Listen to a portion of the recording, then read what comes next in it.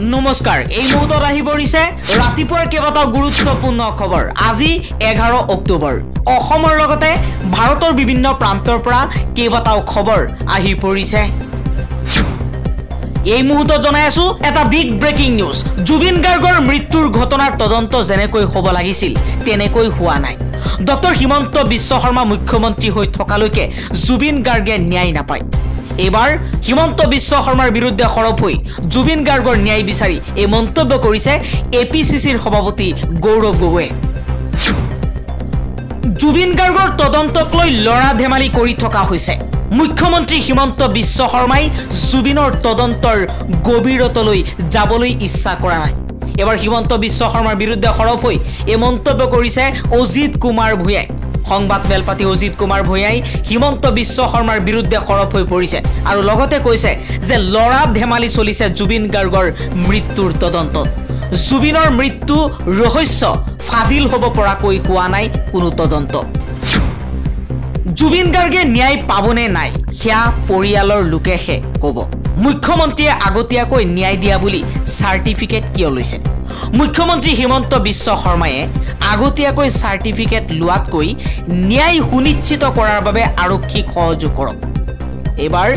গৌৰৱ গগৈয়ে হিমন্ত বিশ্ব শৰ্মাক লৈ এই মন্তব্য কৰিছে 5 লাখ টকীয়া মাইক্ৰফোন 16 লাখ টকাত জুবিনক বেচিছিল শেখৰ গোস্বামীৰ বিৰুদ্ধে ইটোৰ পাছত হিটো ভয়ংকৰ অভিযোগ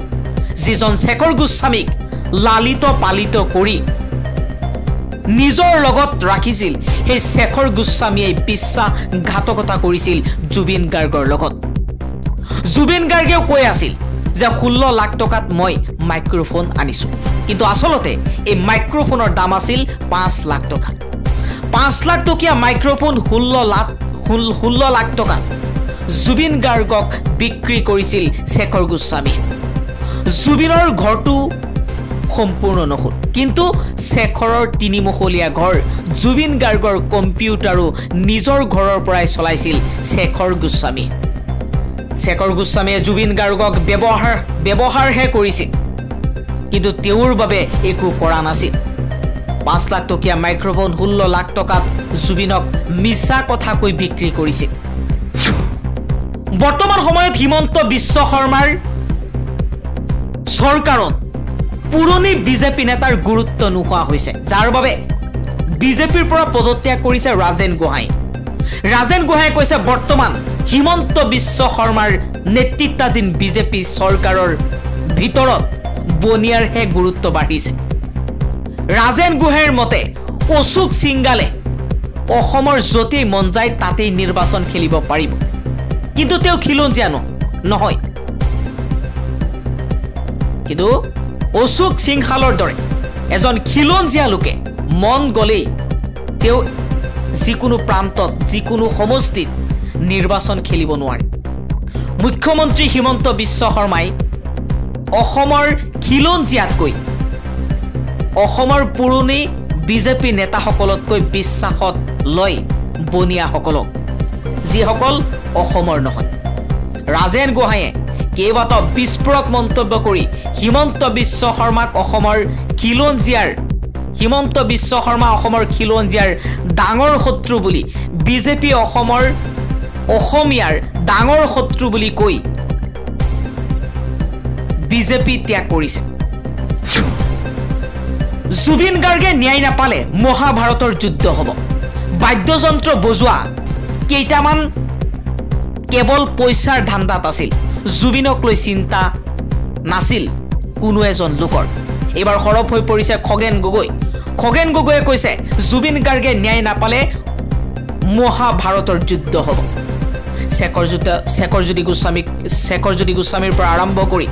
যিসকল লোক জুবিন গাৰ্গৰ লগত আছিল সবেই জুবিন গাৰ্গক ব্যৱহাৰ কৰিছে কোনেও জুবিন গাৰ্গৰ কথা চিন্তা কৰা নাছিল কেনেকৈ নিজে ধন সম্পত্তি ঘটিব পাৰে কেনেকৈ নিজে অট্টালিকা বনাব পাৰে কেনেকৈ নিজে নিজৰ পকেট গৰম কৰিব পাৰে তাৰ চিন্তাতহে সকলো আছিল নিজৰ স্বাৰ্থৰ বাবেহে সকলোৱে জুবিনক ব্যৱহাৰ কৰিছিল কোনেও জুবিনৰ কথা এবাৰ ভবা নাছিল অমিত শাহক মিৰ্জাফৰ আখ্যা দিছে পশ্চিমবংগৰ মুখ্যমন্ত্ৰী মমতা বেনাৰ্জীয়ে অমিত শ্বাহ এগৰাকী বিশ্বাসঘাতক মিৰ্জাফৰৰ ৰূপ অমিত শ্বাহক বিশ্বাস নকৰিব মুখ্যমন্ত্ৰী মমতা বেনাৰ্জীয়ে কৈছে যে অমিত শ্বাহক যদি বিশ্বাসত লয় শেষ হৈ যাব প্ৰধানমন্ত্ৰী গাখীৰ খুৱাই হাফহে পুহিছে প্ৰধানমন্ত্ৰী নৰেন্দ্ৰ মোদীয়ে সুযোগ পালেই আক্ৰমণ কৰিব সিংগাপুৰত বা ঘটনা ঘটাৰ ঠাইত তদন্ত নকৰাকৈ চলোৱা তদন্তই জুবিন দাক ন্যায় দিব নোৱাৰে অভিযুক্ত বাছি যোৱাটো খাটাং এবাৰ এই মন্তব্য কৰিছে কিছু সময় পূৰ্বে অখিল গগৈয়ে কৈছে সিংগাপুৰ য'ত জুবিন গাৰ্গৰ হত্যা হৈছে য'ত জুবিন গাৰ্গে শেষ নিশ্বাস ত্যাগ কৰিছে এই ঠাইত তদন্ত নকৰাকৈ চলোৱা তদন্তই জুবিন দাক কেতিয়াও ন্যায় দিব নোৱাৰে অভিযুক্ত বাছি যোৱাটো খাটাং আৰু অভিযুক্তসকলক ৰক্ষণাবেক্ষণ দিবলৈ চেষ্টা কৰিছে একাংশ ৰাজনৈতিক প্ৰভাৱশালী নেতাই অসমৰ জেলত নাৰাখিব পাৰে সিদ্ধাৰ্থ শৰ্মা আৰু শ্যামকানু মহন্তক এক ডাঙৰ খবৰ জনাই আছো বহিৰাজ্যৰ জেল কৰ্তৃপক্ষৰ সৈতে যোগাযোগ ৰাখিছে অসম চৰকাৰে জুবিন গাৰ্গৰ গোচৰৰ আন অভিযুক্তকো বহিৰাজ্যৰ জেলত ৰখাৰ সম্ভাৱনা আছে মুখ্যমন্ত্ৰী হিমন্ত বিশ্ব শৰ্মাৰ চৰকাৰক লৈ ডাঙৰ প্ৰশ্নৰ সৃষ্টি হৈছে কিয় ৰক্ষণাবেক্ষণ দিব বিচাৰিছে শ্যামকানু মহন্ত সিদ্ধাৰ্থ শৰ্মা সহ জুবিন গাৰ্গৰ হত্যাৰ লগত জড়িত লোকৰ ওপৰত অসমৰ জেলত নাৰাখিব পাৰে সিদ্ধাৰ্থ শৰ্মা শ্যামকানু মহন্তক বহিৰাজ্যৰ জেল কৰ্তৃপক্ষৰ সৈতে অসম চৰকাৰে যোগাযোগ ৰাখিছে বুলি এতিয়া চৰ্চা চলিছে জুবিন গাৰ্গৰ গোচৰৰ আন অভিযুক্তকো বহিৰাজ্যৰ জেলত ৰখাৰ সম্ভাৱনা আছে ন্যায় কেতিয়া পাব জুবিন গাৰ্গে মহাত্মা গান্ধীক হত্যাৰ বিচাৰৰ বাবে সময় লাগিছিল 1 বছৰ 9 মাহ 16 দিন ইন্দিৰা গান্ধীৰ হত্যা গোচৰত চূড়ান্ত ৰায় দিবলৈ সময় লাগিছিল 1 বছৰ 3 মাহ ৰাজীৱ গান্ধীক হত্যা গোচৰৰ প্ৰথম ৰায়দান হৈছিল 6 বছৰ 8 মাহ পিছত সুশান্ত সিং ৰাজপুতৰ মৃত্যুৰ গোচৰৰ ক্লোজাৰ ৰিপৰ্ট দিছিল 5 বছৰ পিছত জুবিনৰ মৃত্যুৰ বিচাৰ প্ৰক্ৰিয়া শেষ হ'বলৈ কিমান দিন লাগিব ইয়া এক ডাঙৰ প্ৰশ্ন সমগ্ৰ অসমবাসীৰ সমগ্ৰ অসমৰ সমগ্ৰ ভাৰতৰ জুবিনৰ অনুৰাগী দীপাৱলীৰ বাবে কঠোৰ নিৰ্দেশনা জাৰি কৰা হৈছে উজনি অসমৰ শিৱসাগৰত ফুটাব নোৱাৰিব দীপাৱলীৰ ফটকা ফুটাই দীপাৱলী উদযাপন কৰিলে নিজাকৈ ব্যৱস্থা লোৱাৰ সকিয়নি বীৰ লাচিত সেনাৰ জুবিন গাৰ্গৰ মৃত্যুৰ শোকৰ মাজত উদযাপন নিষিদ্ধ ঘোষণা কৰিছে সংগঠনটোৱে উজনি অসমৰ শিৱসাগৰত ফটকা ফুটাব নোৱাৰিব দীপাৱলী এবাৰ আফগানিস্তানে ধমক দিছে পাকিস্তানক আফগানিস্তানৰ সৈতে খেলা কৰাটো ভাল নহব ফল কি হ'ব পাৰে হিয়া সোভিয়েট ইউনিয়ন আমেৰিকা আৰু নাটোক সুধি ললেই হ'ল পাকিস্তানক এইদৰে ভাবুকি দিলে বিদেশ মন্ত্ৰী আমিৰ খান মুত্তাকি বৰ্তমান সময়ত আফগানিস্তানত চলি আছে তালিবানৰ চৰকাৰ আৰু তালিবানৰ চৰকাৰৰ বিদেশ মন্ত্ৰী আমিৰ খান মুত্তাকিয়ে কৈছে পাকিস্তানে আফগানিস্তানৰ ওপৰত আক্ৰমণ কৰি ডাঙৰ ভুল কৰিছে তাৰ পৰিণাম পাকিস্তানে পাবই সাংবাদিকৰ মুখামুখি হ'বলৈ সাহস নাই ননীগোপাল মহন্তৰ দুবাৰকৈ সংবাদ মেলৰ সময় খলাই অৱশেষত লিখিত বিবৃতি প্ৰেৰণ কৰিলে গুৱাহাটী বিশ্ববিদ্যালয়ৰ পঞ্জীয়কে শেহতীয়াকৈ গুৱাহাটী বিশ্ববিদ্যালয়ৰ কৰ্তৃপক্ষ তথা বিশ্ববিদ্যালয়খনৰ উপাচাৰ্য ননীগোপাল মহন্তৰ বিৰুদ্ধে উত্থাপন হৈছে ব্যাপক বিত্তীয় অনিয়ম স্বজন তোষণ আৰু কেতবোৰ বিস্ফোৰক অভিযোগ এই অভিযোগ উত্থাপন হোৱাৰ পিছত বৃহস্পতিবাৰে অসম জাতীয়তাবাদী যুৱ ছাত্ৰ পৰিষদে গুৱাহাটী বিশ্ববিদ্যালয়ত উপস্থিত হৈ উপাচাৰ্য ননীগোপাল মহন্তক এখন স্মাৰক পত্ৰ প্ৰদান কৰে অসম জাতীয়তাবাদী যুৱ ছাত্ৰ পৰিষদে উক্ত স্মাৰক পত্ৰত উল্লেখ কৰে যে ননীগোপাল মহন্তৰ বিৰুদ্ধে বিত্তীয় অনিয়ম দুৰ্নীতি আৰু স্বজন তোষণৰ যি অভিযোগ উত্থাপন হৈছে সেই অভিযোগে বিশ্ববিদ্যালয়খনৰ ঐতিহ্য আৰু মৰ্যাদা হানি কৰিছে গতিকে ননীগোপাল মহন্তই নিৰপেক্ষ তদন্তৰ দাবী জনাই নিজৰ পদৰ পৰা অব্যাহতি ল'ব লাগে অন্যথা এই অভিযোগবোৰ মিছা বুলি তথ্য সহকাৰে প্ৰমাণ দাঙি ধৰিব লাগে ইয়াৰ এদিনৰ পিছতে এখন সংবাদমেল আয়োজন কৰে গুৱাহাটী বিশ্ববিদ্যালয় কৰ্তৃপক্ষই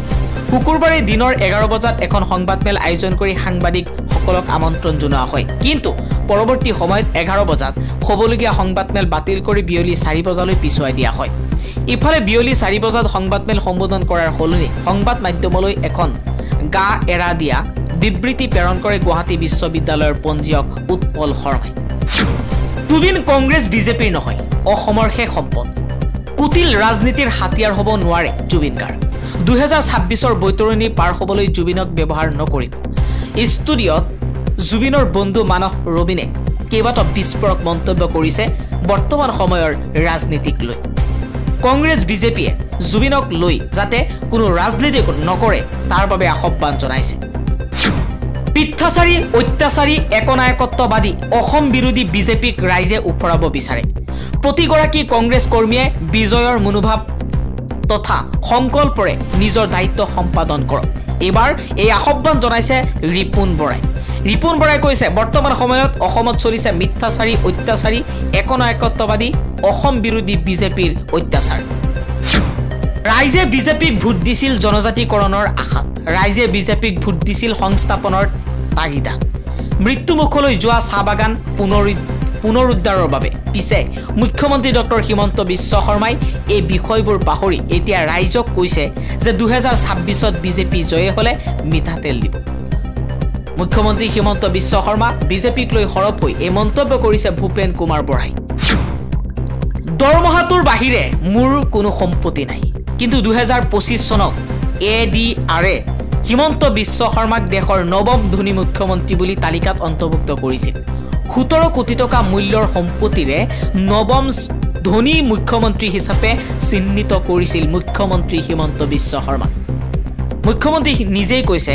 যে মোৰ দৰমহাটোৰ বাহিৰে কোনো সম্পত্তি নাই যদি সম্পত্তি নাই এডিআৰে হিমন্ত বিশ্ব শৰ্মাক 2025 চনৰ 9 নম্বৰ